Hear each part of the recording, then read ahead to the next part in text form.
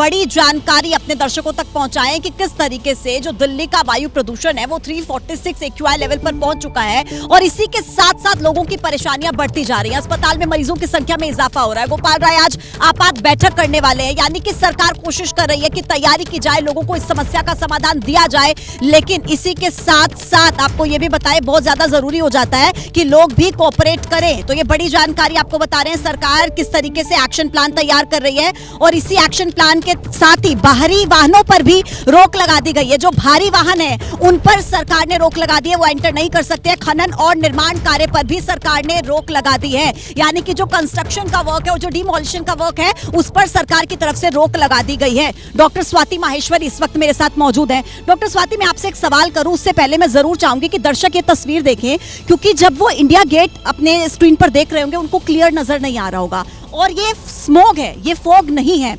ये इतनी alarming situation है। क्या राजनीति से इतर होकर आपको लग रहा है कि सरकार बहुत ज्यादा गंभीर है, चाहे वो सेंट्रल गवर्नमेंट हो या दिल्ली गवर्नमेंट? देखिए, बहुत दुर्भाग्यपूर्ण है। मैं कहूँगी कि हम साल ब साल इसी समस्या से गुजरते हैं, यही परेशानी हम लोगों के ऊपर आती है और फिर भी हमारे पास आज इसके लिए कोई ऐसा निदान नहीं है कि हम बोले कि हाँ अगले साल भी हम इस समस्या से नहीं गुजर रहे होंगे।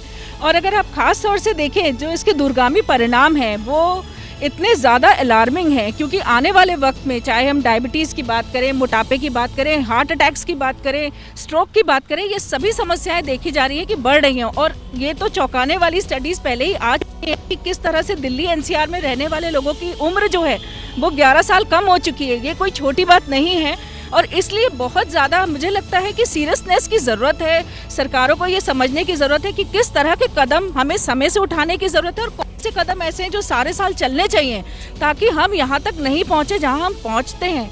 और वहीं लोगों से भी अपील रहेगी आपके द्वारा कि हमें भी इसमें बढ़ावा नहीं देना है, हमें भी अपनी तरफ से प्रयास करने कि हम ज़्यादा से ज़्यादा इसको कंट्रोल कर पाएँ।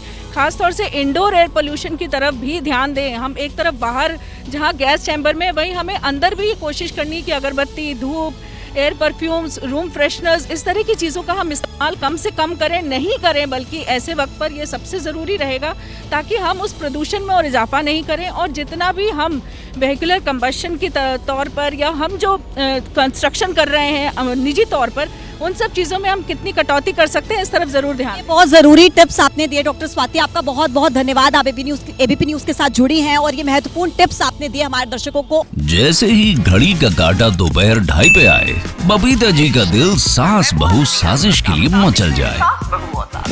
और ये है इनकी बहू, पूरे दिन ऑफिस की टेंशन हो जाए गॉन जब ये करें अपना फेवरेट शो फ्री टाइम पे ऑन।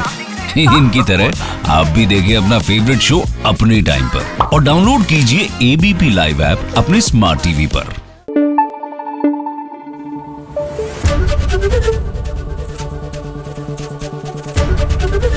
एबीपी न्यूज आपको रखे आगे।